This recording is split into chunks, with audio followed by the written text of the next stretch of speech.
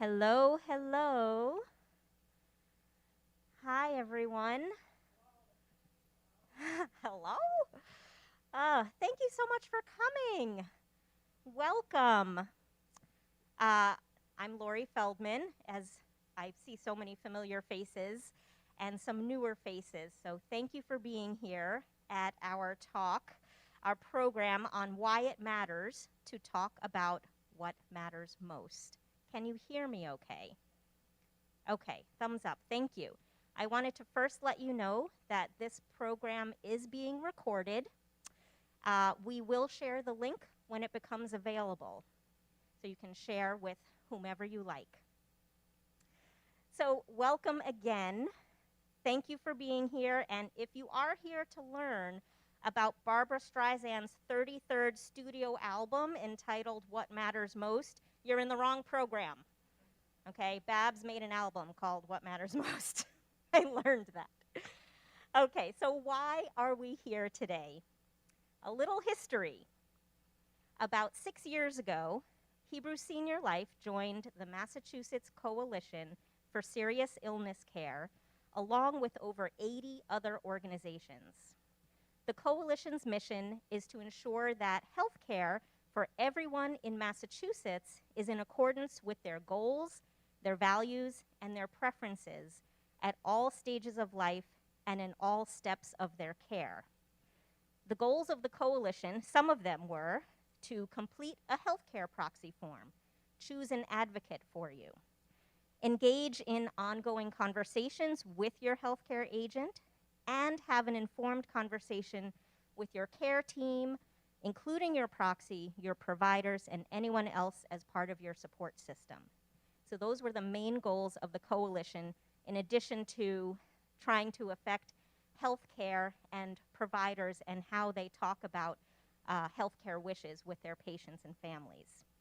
But even before this coalition, the Conversation Project began in 2010, when Pulitzer Prize-winning writer Ellen Goodman looked back on her own experience at her mother's care falling to her, and she realized that it would have been so much easier for her if she and her mother had talked about her mother's wishes before she became too ill with dementia. She and a group of colleagues and concerned media, clergy, and medical professionals all got together to figure out how to have more good deaths than hard deaths.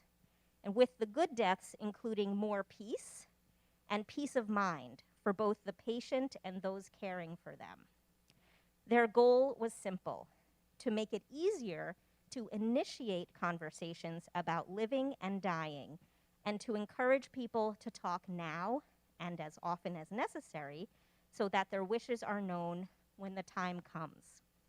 In 2018, the Conversation Project took a national survey. I'm just going to throw a couple of numbers at you. While 92% of Americans say it's important to discuss their wishes for end-of-life care, only 32% have had such a conversation. 95% of Americans say they would be willing to talk about their wishes, and 53% even say they would be relieved to discuss it. So 92% say it's important to discuss their wishes for end-of-life care, 95% say they would be willing to talk about it, and 53% say they'd feel relief, and 32% have actually had the conversation. So we are working to make sure everyone lives their very best life at all stages of health and care. And all the sites at Hebrew Senior Life have been working towards this for many years. At NewBridge, we collect healthcare proxy information from residents to upload into our database so our security department can fax it to any hospital you may be at in any part of the country so that your wishes can be honored. But the paper is only as useful as the honest conversations you have had with your family, if a healthcare proxy is not a family member, your doctors, about what you value and what a quality of life means to you. And this is different for different people, naturally. Today's program is designed so that we can hear from our panelists and talk together with them about what we need to know when making healthcare decisions and how to open these conversations up over time with our loved ones, our trusted healthcare proxy, and with our doctors and any providers we have. And we need to keep holding these conversations over time as our health situations change or changes happen with our family or friends and our healthcare proxies themselves. So before I introduce our first speaker, I want to let you know that there will be time for questions after all of the speakers have presented. So please hold those thoughts. We want to hear from you. So our first speaker is Dr. Rashmi Kaura. Dr. Kaura came to Hebrew Senior Life in November of 2020. She is the medical director of Hospice and Palliative Care for Hebrew Senior Life, as well as a geriatric consultant at the Wolff Center for Memory Health. She completed her Bachelor of Science in Pharmacology and Basic Medical Sciences from King's College in London, England.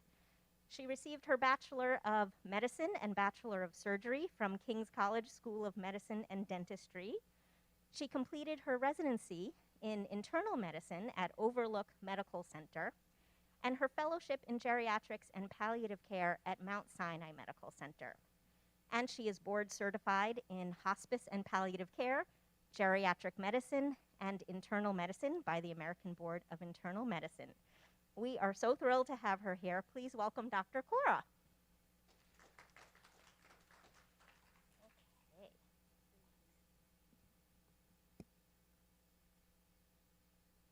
Can everyone hear me okay? Yep. Brilliant. Okay. So thank you so much for allowing me to share with you some insights and sort of my perspective on advanced care planning and what matters most. And I hope that I'll be able to answer some of your questions, but more than happy to sort of at the end answer more. So what is advanced care planning? As Laurie alluded to, it's really about your personalized medical plan for the future. And the first step is actually designating someone that you trust who could advocate for you when you cannot use your voice. That's the first most important thing. The second is that it also includes a lot of conversations, a series of conversations about what I sort of phrase as what is acceptable and unacceptable quality of life to you as a person. It really ensures in ways that you remain in control as life throws lots of sort of spanners in the works, so to speak, when there is sometimes a lot of uncertainty and distress and chaos. And it actually reduces distress. And if I have time, I'll share some personal stories of just the ways in which it has reduced distress based on my experience. So as Laurie alluded to, the first most important step is the healthcare proxy. And the reason being is that here in the state of Massachusetts, this is the only legally sort of supported document whereby it really does obligate all medical providers to know who they can speak to, legally speaking, if you're not able to use your own voice. So it has to be invoked or activated by a medical provider, that's a doctor or a nurse practitioner, who is sort of saying that you've reached a state where you're not able to communicate or make medical decisions. It then befalls on your chosen healthcare proxy to help the medical team make medical decisions on your behalf. If the person that you primary sort of nominate is not able to do so, then you can also put a secondary healthcare proxy as well, who could then come to the plate. It needs to be signed by yourself and dated. It needs to be witnessed by two people who are not your healthcare proxies. So it needs to have that in place. Does not need to necessarily be done by a physician or a nurse practitioner or even a lawyer, right? It needs to just be completed so that it's legally validated. What is recommended? It is recommended for really anyone who's 18 and above. And what we recommend is you're making copies, at least 4 copies, one for yourself, 2 for your healthcare proxies, and 1 for your physician or physician teams. The second document I wanted to just quickly allude to are the living wills. My understanding is that in the state of Massachusetts, healthcare professionals are not legally obligated to follow living wills. However, they are very helpful in terms of serving as guidance. So they are still a very useful guide. Again, it needs to be witnessed and notarized. Again, it only goes into effect when you are deemed to lack decision-making capacity, meaning you are not able to voice your reasons, you're not able to voice your choices, you're not able to communicate effectively to your healthcare professionals. The limitation that has formed with advanced care planning is that there are certain sort of legal preconditions that are put into the document, which can be open to a lot of interpretation.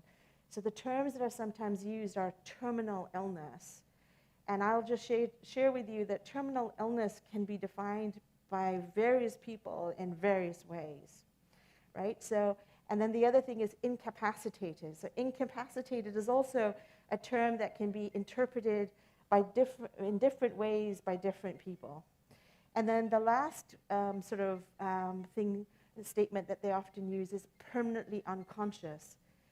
In order to be deemed and permanently unconscious, and often we say, you know, people are in a coma state or people are in a persistent vegetative state, that sort of diagnosis is made in months. It's not typically made immediately.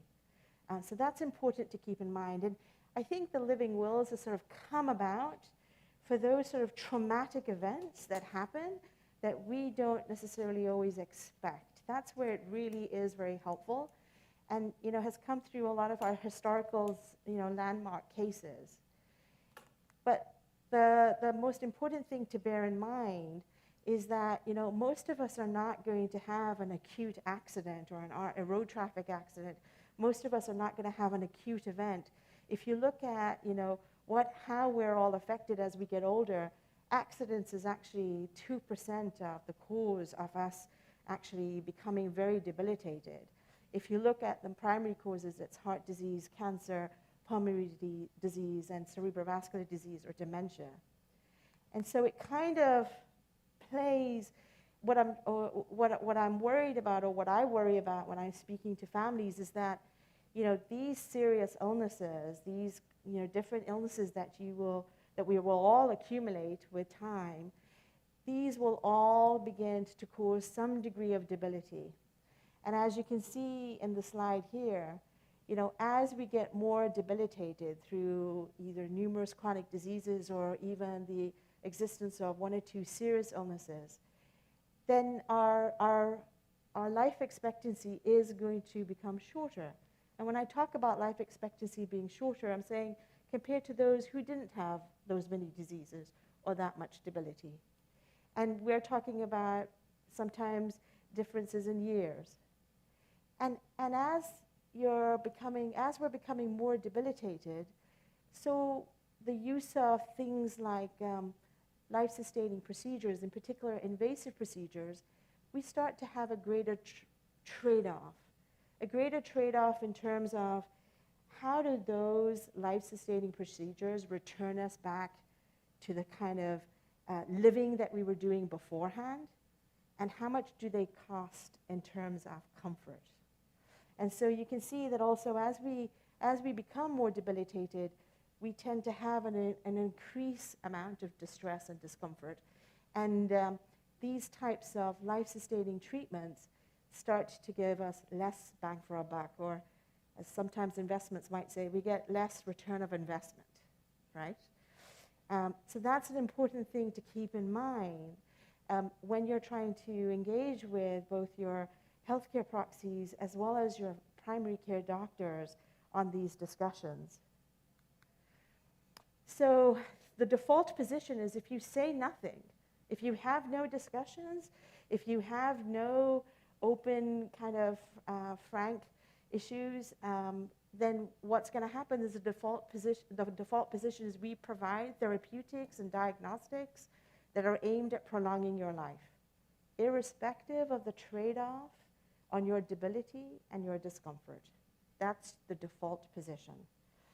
And so if we are saying that, we actually want to draw a line in the sand between what we accept as acceptable quality of life and not acceptable quality of life, then we actually have to start to think about limiting some of these invasive interventions, especially as we're getting more debilitated. And I'm hoping that the slides that I'm going to talk about are going to show you some of the sort of life-sustaining treatments and what perhaps some of the consequences might be.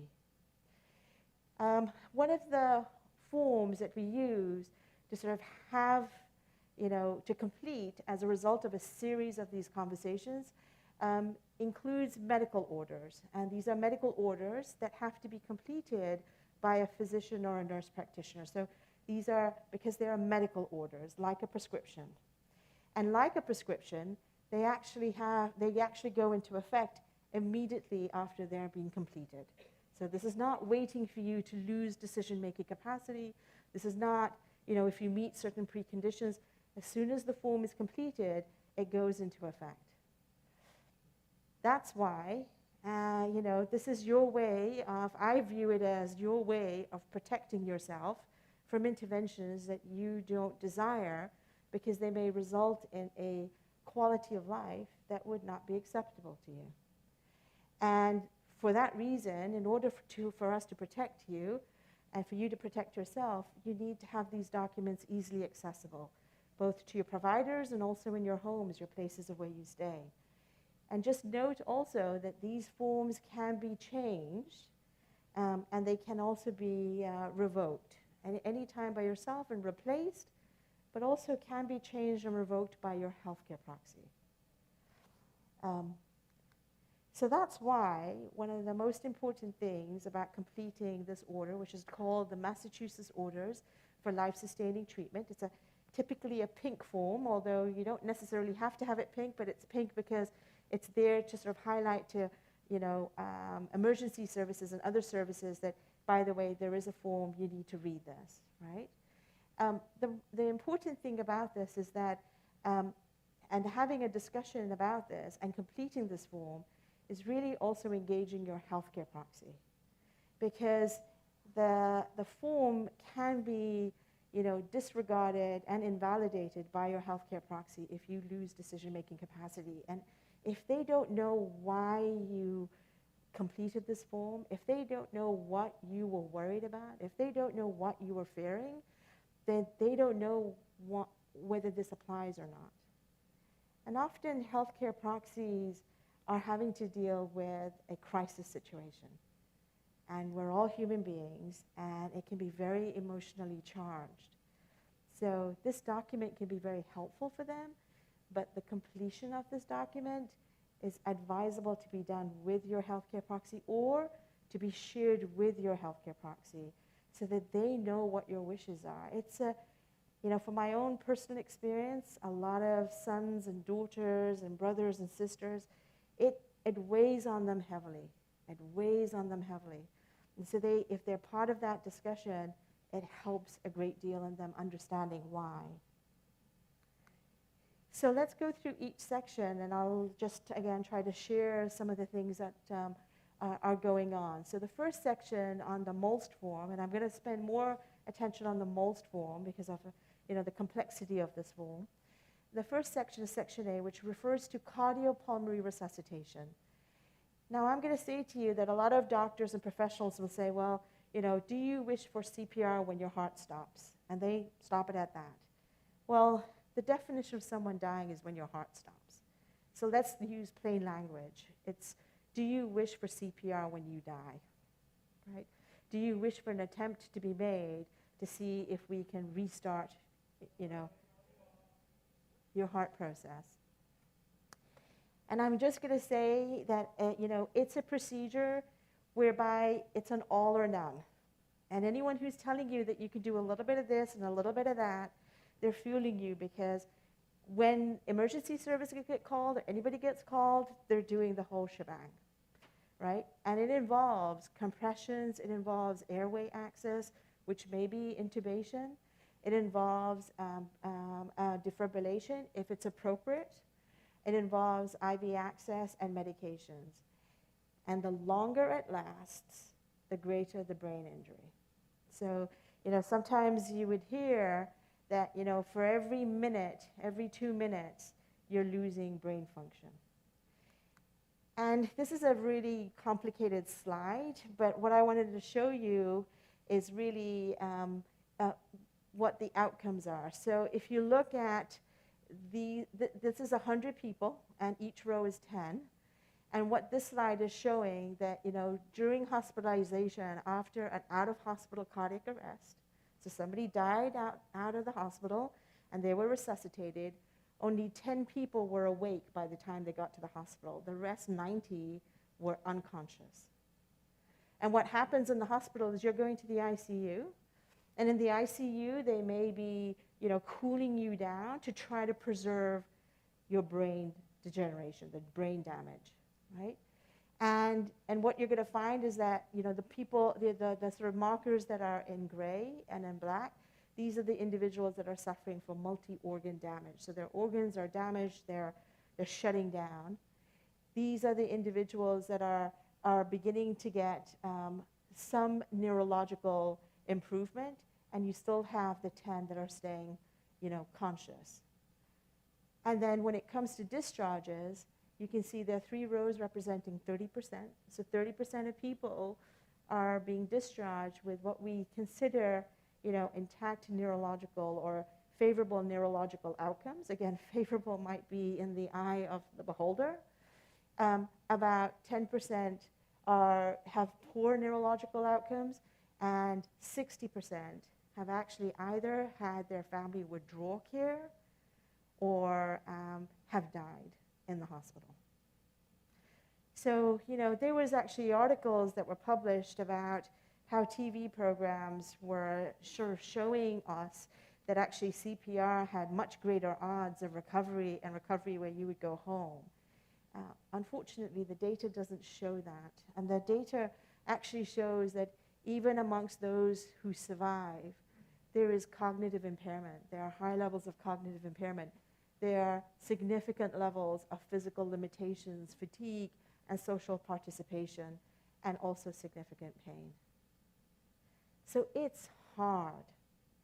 It's hard. It's hard to live after a cardiac arrest, and it's hard for families to have to also, be involved in this process of liberating from the ventilator. So, thinking about resuscitation, one of the ways I phrase this is, when you pass away, do you wish it to be natural and peaceful? Or do you want us to try to bring you back to the state you were just before you died? That's how I phrase it. The next section is called ventilation. It's artificial ventilation. And artificial ventilation involves a tube being placed into your mouth, into your airway. Because this is a potentially traumatic event, often you are sedated with medications. It's similar to if you've had any sort of surgical procedure, you're anesthetized. It's the same sort of medications that are used. If you are on a ventilator for a long enough period, then the tube that they put here in the mouth is replaced by a tube that you put in the throat called the tracheostomy. That is connected to a ventilator. Because the tube is now in the throat and not in the mouth, you're not needing sedation, right? So you could be conscious, whatever conscious level you're able to reach, but have a tube in your throat. And as you can see in this lady, she also has a feeding tube in her nose. The other thing that often people will talk about, and this is where I will just share with you that I think the use of CPAP in this document is inappropriate. It really should be BiPAP. The non-invasive, life-sustaining non-invasive, life-sustaining ventilatory support is actually BiPAP, not CPAP. CPAP is used for sleep apnea. And I wouldn't want to liberate anyone who has sleep apnea from their CPAP. Let me be very clear. But BiPAP is for those individuals that may have an acute flare-up of their COPD or an acute flare-up of their heart failure, and they're really struggling to breathe. And the purpose of the BiPAP is to give forced air through this mask that's tight-fitting to try and support your breathing whilst medications are working to stabilize your condition. You can see from this gentleman here, whilst he's on BiPAP, he's not eating, he's not drinking. And he can communicate because he's awake, he's not sedated. So you're experiencing that all. Ideally, BiPAP is for a limited time, right? It's a bridge towards medical treatment helping you. It should not be an end treatment. So in the MOLST form, you are able to elect whether you wish to be intubated and ventilated, or whether you're not wishing to be intubated or ventilated. And you get a choice to be the invasive, this one, or the non-invasive, which is the BiPAP. And on the other side of the form, there's a section that actually also stipulates whether you wish to do so for a limited trial, or whether you wish to sort of say, no, I don't want to, if you don't elect any of this, then the default position is you don't want it for a limited time, you want it until your healthcare proxy decides that you're liberated from it, or until you recover. And then it gives you these options of sort of saying undecided or you did not discuss. One of the things I wanted to just point out about artificial ventilation is it buys time. The actual ventilator itself does nothing to address the underlying disease. That's what diuretics are doing for heart failure. That's what antibiotics are doing. That's what steroids are doing. That's what all the other interventions are doing. So the ventilator is buying you time. But as you know, right, if you don't use it, you lose it. So for every day you're on the ventilator and you're sedated, you're losing, muscle power. You're going to be having swallowing troubles because you're not using your swallowing, right? And there's also increased risk of confusion or delirium. And, it can affect, depending on how long you're on a ventilator, it can affect where you end up being cared for after the hospitalization. So it doesn't necessarily mean you're going home. At the very high probability, you're going to rehab and possibly having to need a lot more care at home or going to a nursing home. And for those who are have prolonged mechanical ventilation, meaning for 2-3 weeks' time, and that's where you're having the tracheostomy, the mortality at 12 months is pretty significant. So the next question or next life-sustaining treatment I wanted to talk about is dialysis. And it's for end-stage renal disease or kidney disease. There are two forms of dialysis. There's hemodialysis, where you're connected to a machine 3 days a week for a few hours, where the machine is actually cleaning out fluids and reassessing your fluid balance and cleaning out toxins and also equilibrating your salts in your blood. The other alternative is peritoneal dialysis. I include that for completeness sake. It's much less common here in the United States, but where I come from in the UK, it's more common. And this is something that can be done at home, peritoneal dialysis, but it has its complications as well. I just want to introduce the concept of accelerated aging. So people who go on dialysis, they do live longer, but you do get older, you age quicker. So if you look at community-dwelling individuals who are on dialysis, you start to notice cognitive impairment, and you start to notice more dependency on just general activities of daily living compared to matched cohorts. Then there's artificial nutrition. And artificial nutrition can either be through the nose, or it can be through a feeding tube into the stomach. And again, you're using liquid nutrition to sustain someone. This is often for individuals who are not able to swallow safely, right? And so it can be temporary when you're putting it through the nose, but the implication is it's more permanent when you're putting it through the stomach. With more and more research coming out, we're now beginning to figure out the trade-offs with artificial feeding. Artificial feeding through feeding tubes in patients with dementia, for example, does not reduce the aspiration risk. In fact, in my opinion, it can even increase it. It does not, in any shape or form, whether it's for stroke or dementia, the evidence does not show that feeding tubes either improve after a stroke the velocity or the speed at which someone makes a functional recovery. It doesn't affect that. It just holds them while they're making that functional recovery themselves. And for patients with dementia who are not maintaining adequate intake or who are having difficulty with their swallowing, it has not been shown compared to careful hand feeding on prolonging life expectancy any longer. It also is associated with more hospitalizations. It does not improve wound healing.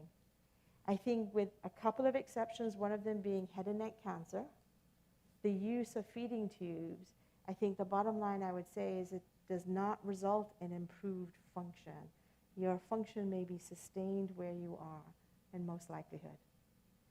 And I think the other thing to also keep in mind is if you're using feeding tubes because you're having difficulty swallowing, you're now also removing the possibility of that pleasure. Artificial hydration. And now I'm coming to when people are really, when we're really beginning to come to sort of the end stage of our lives, right? And we're beginning to not only be physically very, very disabled, but we may be becoming also mentally less alert and getting infections. When we come and talk about artificial hydration, there are numerous occasions when it's appropriate, right? If you are up and about, walking, talking, engaging in all these activities, living independently, and you get a pneumonia, and it's a pneumonia severe enough for you to go to the hospital, I would say to you, absolutely, you need to have artificial hydration. And it's an appropriate thing to use. And again, you would be saying, I would be using it for a limited time, right? But artificial hydration and, persistent artificial hydration with no end point, that is not likely, again, to restore your function. It's keeping you, alive artificially, and it's at the cost of potentially causing adverse effects. And the adverse effects of artificial nutrition can be, what we call edema, or swelling of the skin in places that normally shouldn't be. So in the legs and the buttocks and the back, and also around the lungs or in the lungs. So that's one of the other things. And the other thing also is that you need to be able to get the IV access, right? So you could also get local effects from the IV access itself. The last thing I'm going to talk about is the section C about, about transferring to the hospital. And I bring out two pictures, and I know that they're pretty stark, but essentially that's what you're looking at. It's whether we want, when you reflect on, how you want to leave this world, do you want to leave this world at the hospital, or do you want to leave this world at home? And when all of us are faced with that time where we may be, thinking that we're told by our doctors that we have few months to live, that's when we start to make decisions about whether we want to continue to go to the hospitals and doctor's office to get medical care, or whether we want medical care to come to us, because we've worked damn hard and we deserve medical care to come to us, and it does so in the form of hospice. And when hospice comes to us, then we're not needing to go to the hospital. We want to be liberated from that. And that's where we're putting in the order of not going to the hospital unless it's for comfort. Right? Are we okay? So I appreciate you allowing me some time to talk to you about this, because I think advanced care planning, as one of the mentors who taught me my field said, allows us to be the captain of the ship. Not only are you the captain of your ship, you're also helping guide your family in that ship. you are relieving them of the burden of having to make those decisions, which weighs on them heavily and can actually make their grief very complicated. And it is a source of control and steadiness when you're facing the storm of uncertainty.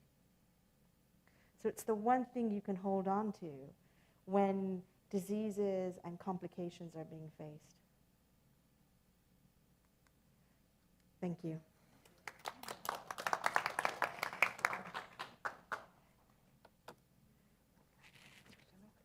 Please, yeah, actually. Oh, but they're going to turn it down. Thank you. Thank you.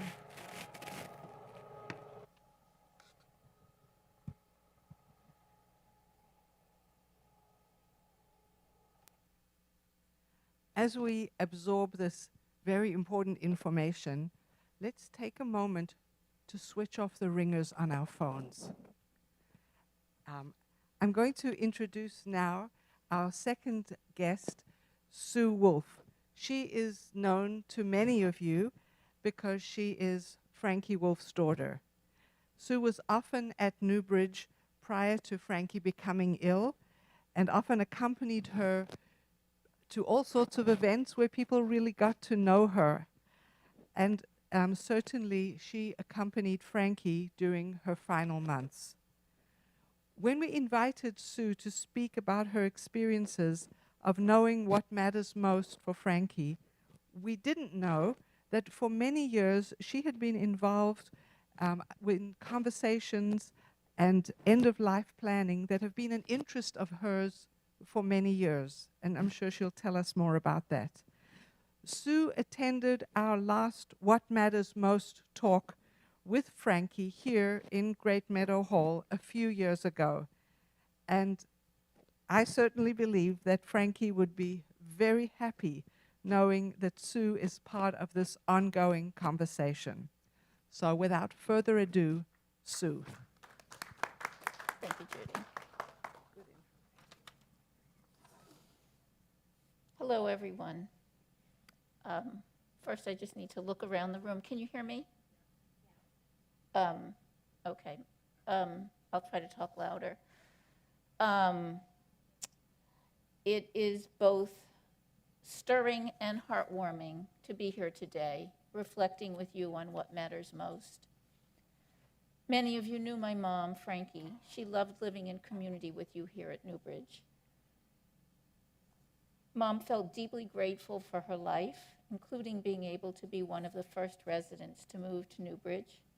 I too am grateful for that, and as Judi said, I spent lots of time here and saw many of you before we wore masks.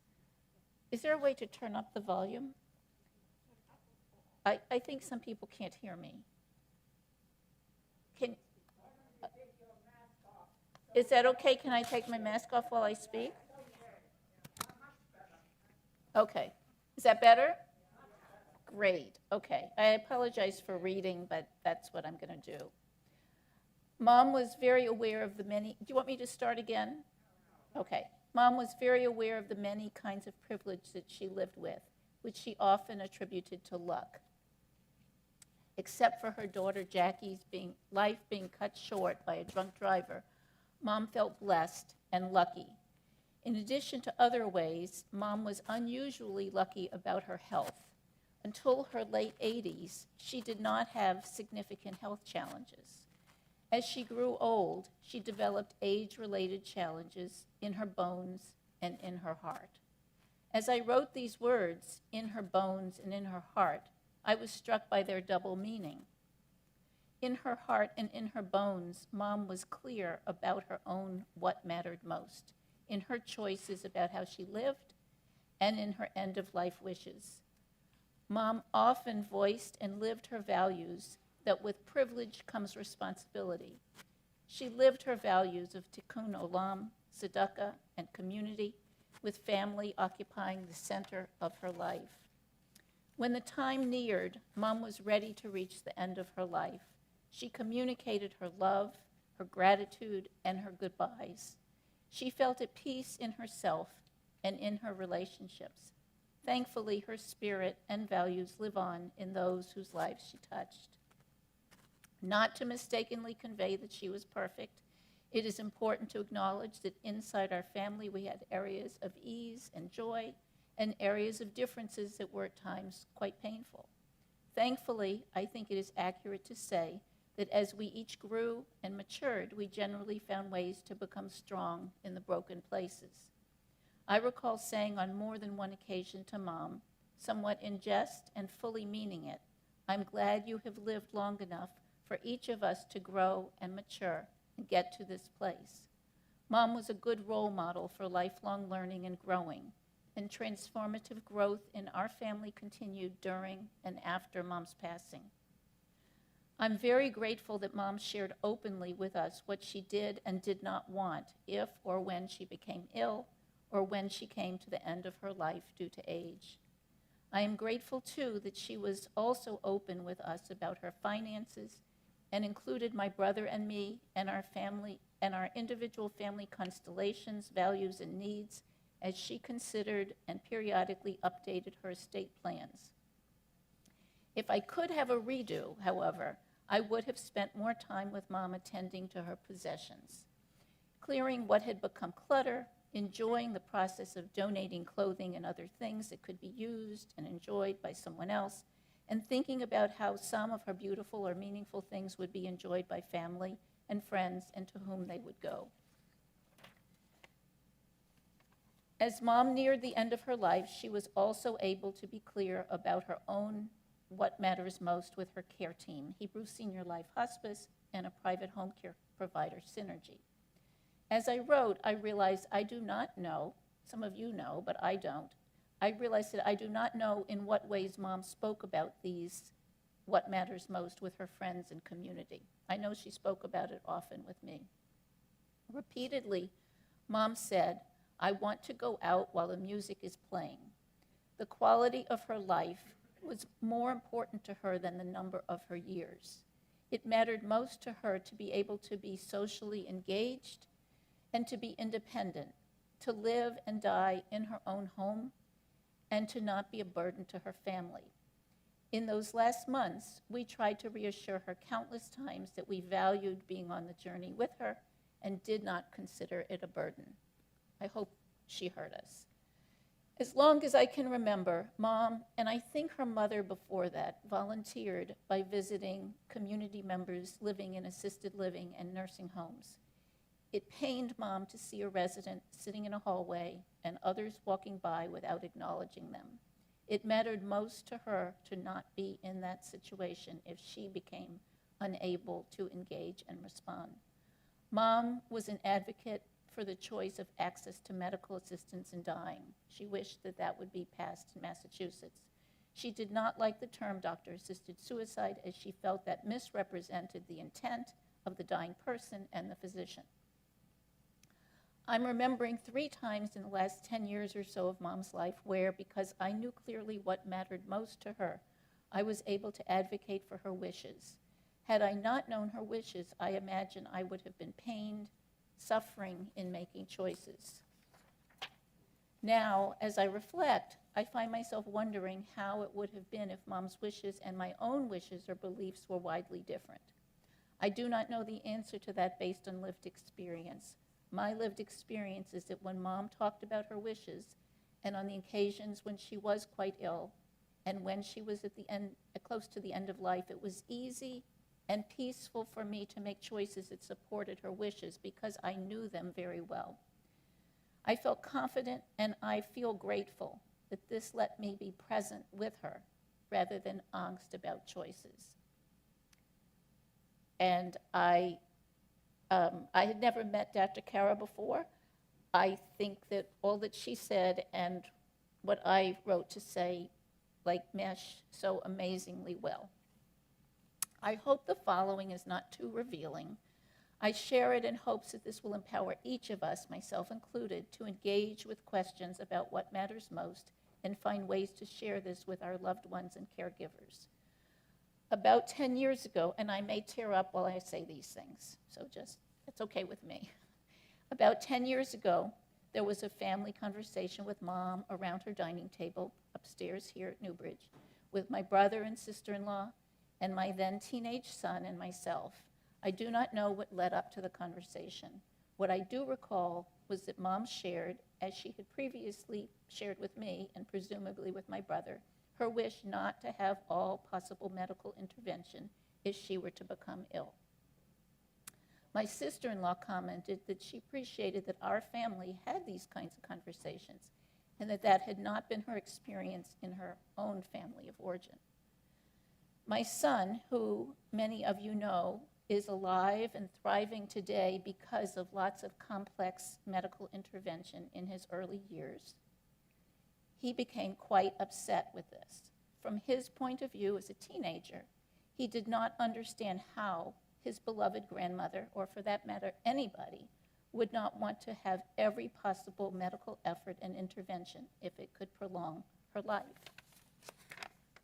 A decade later, last July, as Mom chose to not have every possible intervention, to not pursue aortic valve replacement, he understood that while he was in the emerging into adulthood phase of life, she had already lived a full life, and that for her, what mattered most was the quality of the time with her family, not to live more years.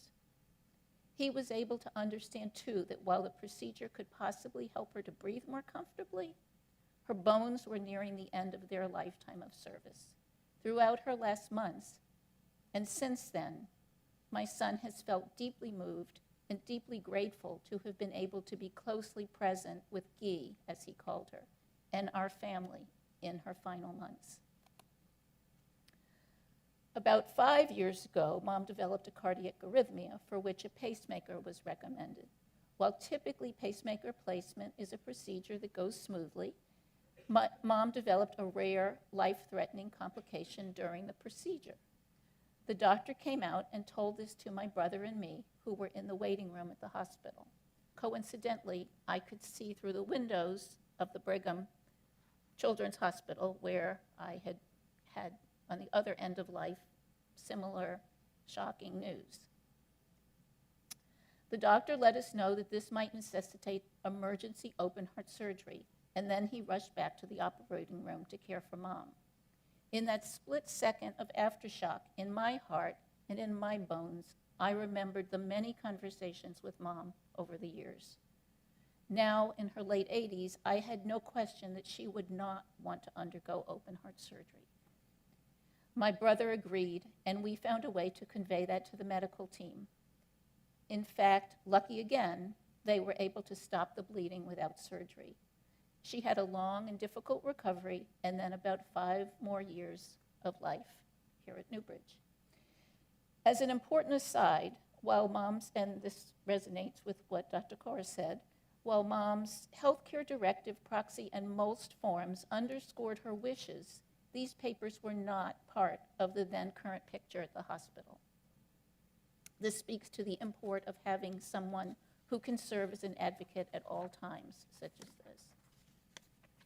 Last year, in July, Mom's longstanding aortic stenosis began to cause significant shortness of breath, which significantly limited her ability to engage socially and live independently. We reviewed the option to be evaluated for an aortic valve replacement and the prior decisions that Mom had made to forego this option. Deeply caring and well-meaning friends shared with her stories of people they knew in their 90s who underwent the TAVR procedure. With support of her family and others, remembering her own what mattered most, Mom chose to accept that she was not, in fact, a good candidate for this procedure, not medically and not by personality.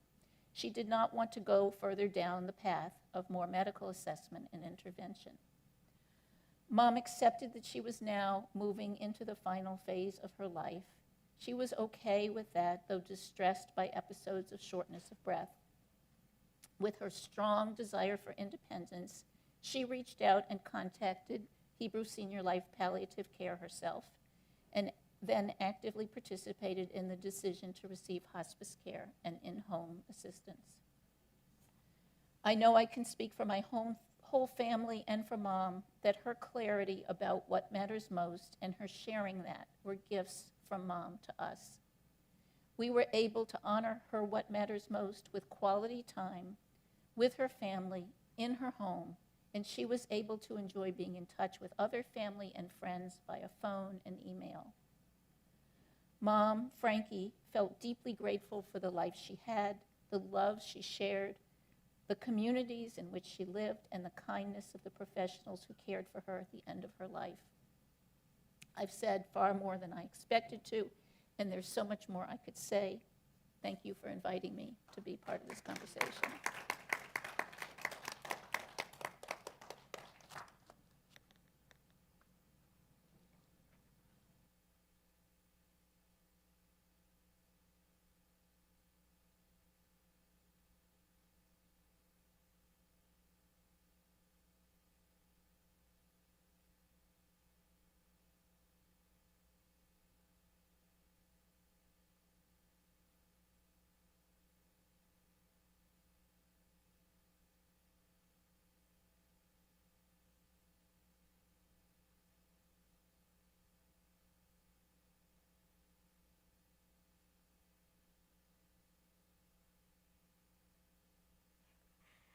Hi, everyone.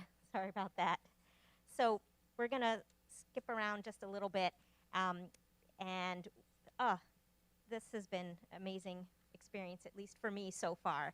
So we want to move ahead and also leave time for some questions at the very end. But I wanted to introduce Rabbi Judi to say a few words, and then we'll open it up for questions.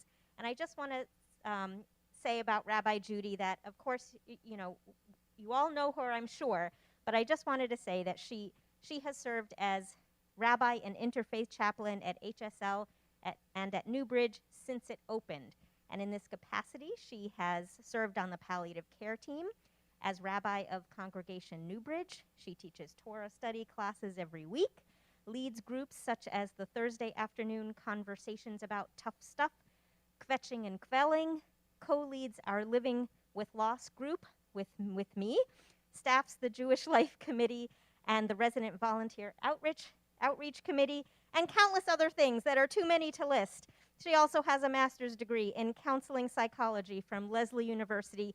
And in my introduction, I neglected to say that it has been such a pleasure to plan this event with Rabbi Judi. Such a privilege to work with you. Thank you for doing this with me. And thank you to Dr. Kaura and Sue Wolff so much. Here's Rabbi Judi.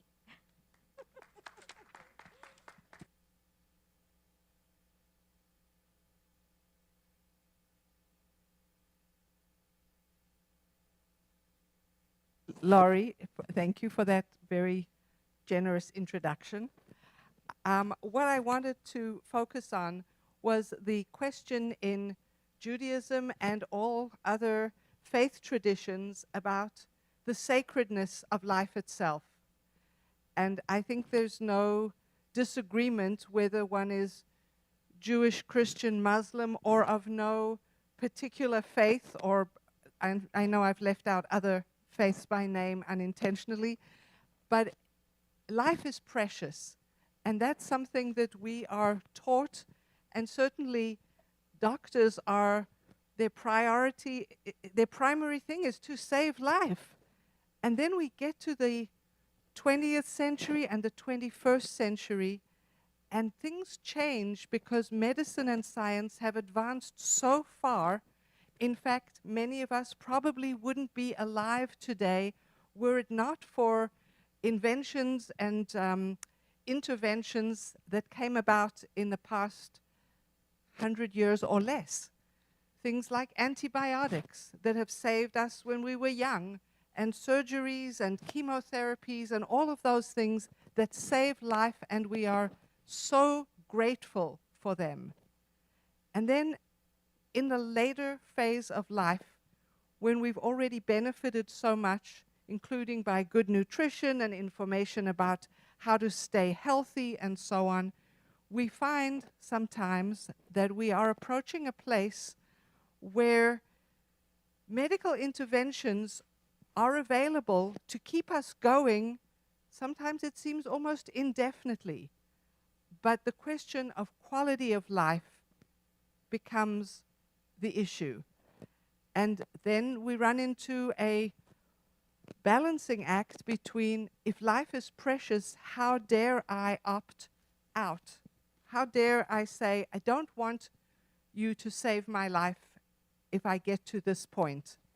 And that is often where families and individuals get stuck, because they do value life, and particularly when you love the person who has entrusted you to be their healthcare proxy and you don't want to lose them, and it's in your hands to make a decision in a crisis. You want them to live. So what do you do? Well, having the conversation, as many of you already have had, but certainly as you heard from Sue, having had the conversation where you know at what point is life in the eyes of that person not valuable enough when they won't be able to recognize their loved ones, when they won't understand what is happening around them, when they will be isolated, when they will be in pain, when they will lose their independence completely. Those kinds of questions need to be discussed, because in generations past, we didn't have the technology that could save someone at that point. You would get sick, you would die. And now we have tough decisions to make. As far as Judaism goes, which is the religion I know best, but it's not limited to it, there is no mitzvah, no imperative to prolong suffering. If you can save life, and life has a connotation of being able to be alive, you want to save it. But when being alive really comes down to lots of suffering, then it's a different question altogether.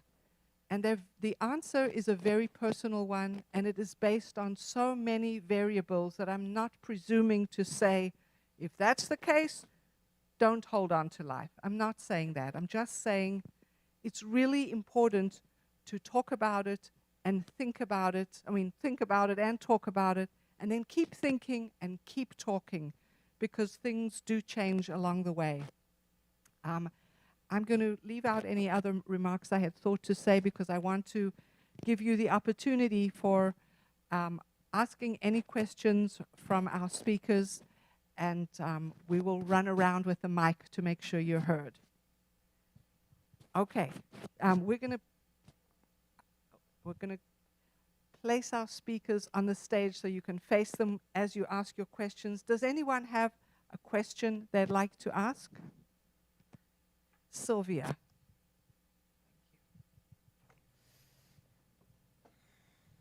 Okay. Thank you so much. Our family has had these conversations over the past years, but my question is a technical one. We've done the most. I've got that figured. Do I need to do it again if the last time was pre-COVID? It could have been 4 or 5 years ago. Should that be updated? So, the only time I would update it is if you're changing any of the decisions you made, right? So if, the reason for, revising it is if, your health has changed in any way or your preferences have changed, then you want to revise it. And the same holds for healthcare proxies, right? How many times a spouse will say, my spouse is the healthcare proxy, and something happens to that spouse and they don't change the healthcare proxy. It's really important that as things change, you are updating these forms. I'd like to add one piece to your answer, which isn't exactly what you were asked anyway, but another time for changing is if your healthcare proxy's conditions have changed, if the person you're relying on no longer lives in town, or if they have a debilitating illness of their own and wouldn't be able to act, that's another really important time to think about not the decisions, but who's going to carry them out. Nancy. Could you speak a bit about palliative care and the place of palliative care in this whole process? You just asked the question of my heart. Thank you so much for that.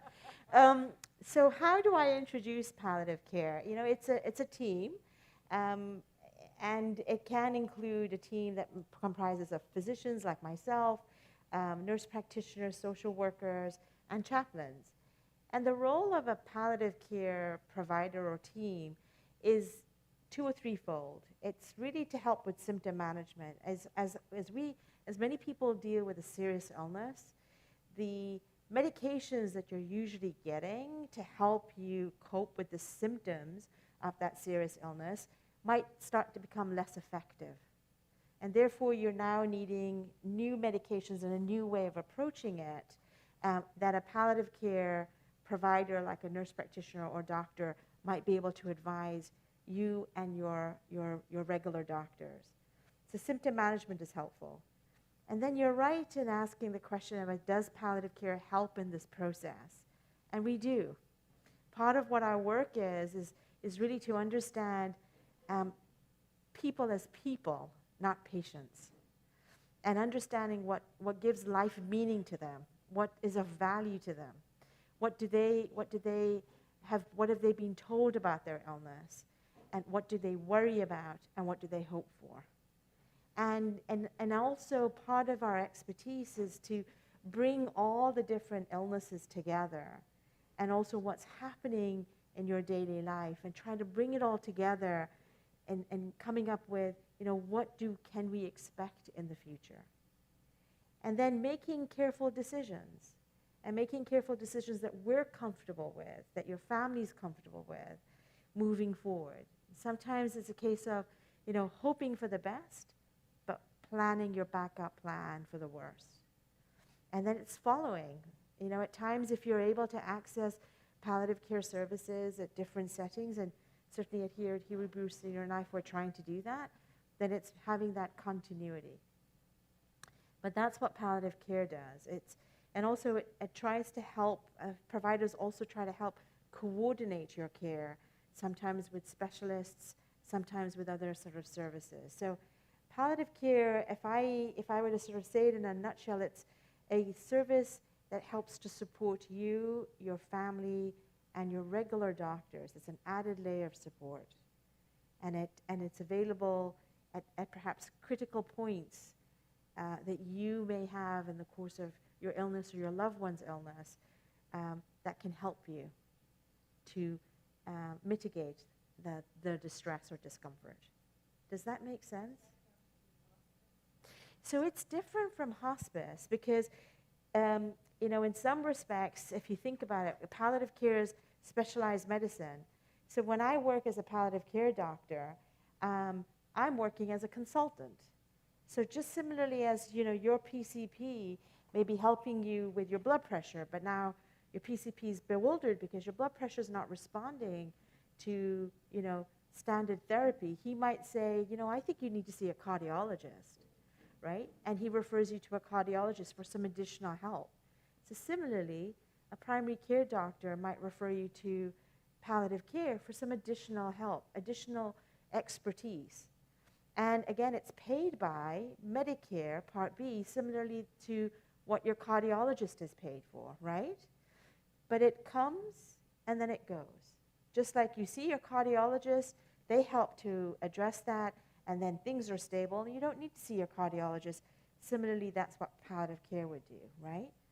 Hospice is also Medicare benefit, but Medicare benefit Part A, and it's there to see you in the last months of your life, however much that is, but to help address symptoms in the last months of your life in the location that you wish to remain in. So, whilst I say that, all of hospice takes on principles of palliative care, not all palliative care is hospice. Does that make sense? Thank you. What sorts of questions should you ask your doctors? Ooh, I love that question. So I think that it's a two-way communication, right? I think that right now, I would just say to you that Medicare has really helped you guys in talking about advanced care planning, especially during your annual wellness check. And note that if you do any advanced care planning during your annual wellness check, Medicare covers it all, right? There's no copay. That's number one. And the things that you want to ask, you want to be able to tell your doctor what does life need to look like. So when people talk to me and I'm asking them questions, so tell me about yourself, what is it to be alive? What does living need to look like?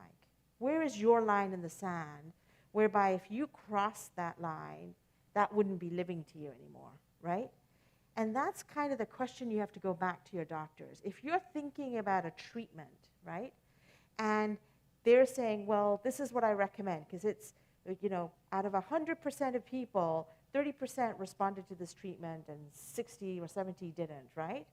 Then you kind of need to ask two questions. Number one is, okay, if I pursue this, what's the trade-off on my function and my discomfort, right?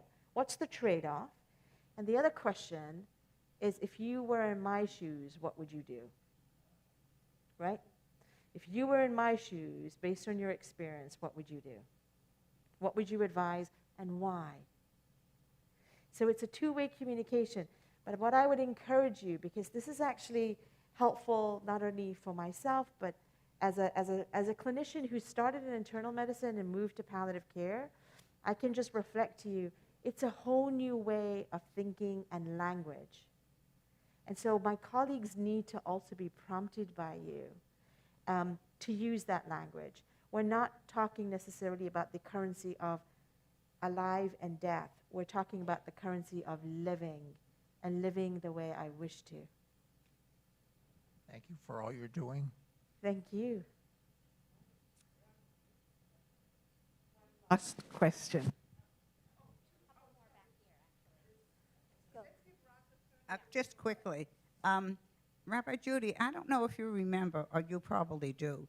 I don't know how many years ago we had this program, individual, where we talked to our children, and we had cards or something. And I had my 3 children come to the house, and I don't know how many years ago, probably it was about 5 years. Anyway, we all talked, and I had these cards, and I put them out, and they knew exactly what I want to do. My daughter's the nurse. She takes care of all the medical things. And so I don't really talk to my children about it much. I'm healthy, I'm lucky, and when the time comes, I'll be there. They were there, I hope. Thank you, Roz, for asking that question. I just want to use your question as a prompt for something that I wanted to say anyway. About 5 years ago, when we last did this program, we followed it up with the opportunity for residents to join small group conversations that were led by me and Janet Gottler and possibly 1 or 2 other people as well. And there were 2-session groups where we talked about how do you start the conversation with family who may not want to talk about it, and how do you prepare yourself to be ready for it. And there are techniques, and there are ways to find the language and hints about what's easiest to say and how to get into the topic. And we would be very happy to coach and discuss with you how to get into the conversation. What Roz was referring to about cards, it's one more tool. It's called the Go Wish cards, where you are given a whole bunch of cards and you choose the 10 that are most meaningful to you. And then you share that with your healthcare proxy. And maybe a few months or a year later, you play again and you ask your healthcare proxy, what are my 10 most important things? And see if they get it right. So Laurie and I will each be leading groups.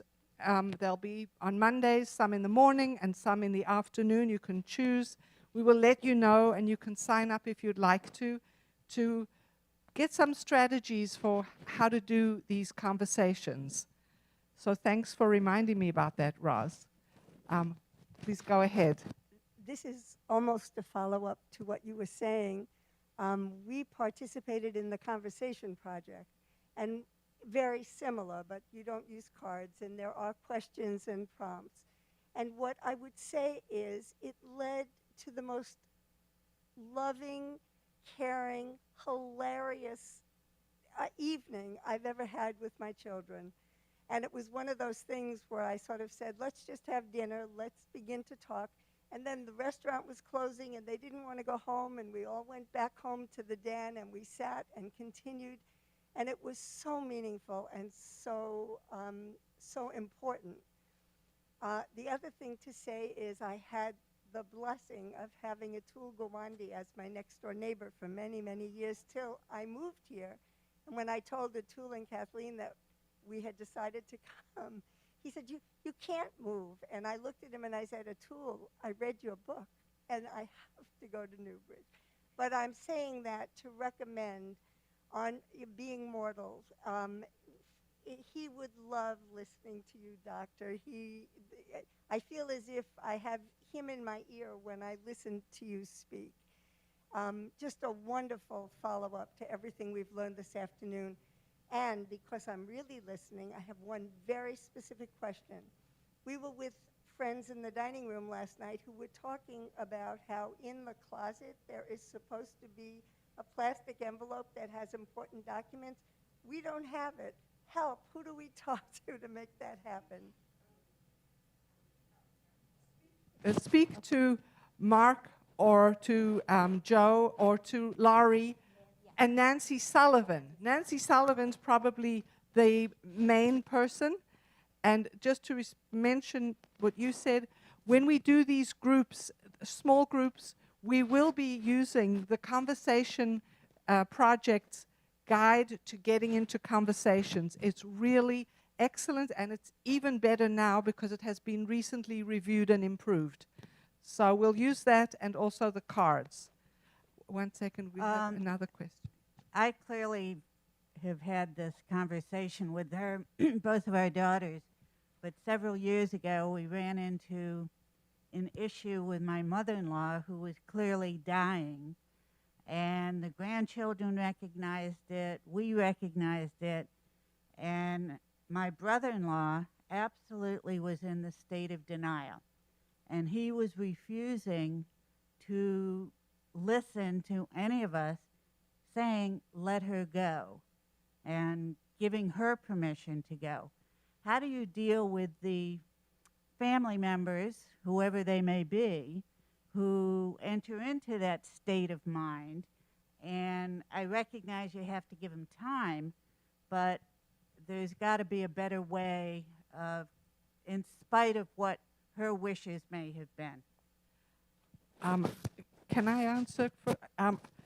When you write a healthcare proxy and you appoint a family member or a loved one or someone you trust, you also need to tell anybody else in your circle who will weigh in or express an opinion. They may not have the decision-making power, but they do have the power to raise their objections and to mix things up because they didn't know, A, who the healthcare proxy was, and they might have thought it was themselves, and they also didn't know outright what the wishes are.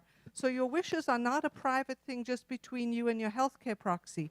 If you've got a bunch of kids, tell them all. If you have a brother who's going to interfere or disagree, tell them, because that way everybody will have heard it, and when the moment comes, you can say, remember, she said da-da-da-da, and then they will remember. They may never even need to be persuaded. I would love that to have been true. It would have been great. He knew all of the above. In fact, he was the lawyer who did the living will and the proxy. Oy vey. Well, Exactly. human nature is human nature. We've got one last question from Nancy, and then I don't want you to be late for... Can I just, add? I think that is a perfect opportunity to actually advocate for palliative care. You know, so where you see conflict, where you see distress in families, that's actually a really great opportunity to get an additional support if you're able to through your regular doctors. Again, it's about helping people emotionally process grief, because that's what they're experiencing. But that's a great opportunity. One last Comment, not question. I just want to thank Sue, because I know it wasn't easy for you to do this. And I just want to say from my heart how much it meant to me to have the conversations with Frankie. That helped me also to see her go through the process and to go through the process with her. And it helped me for my own decision making and all, even though we came at it from different angles, actually. But it was a process of love, and yours was a great love, and I thank you for sharing.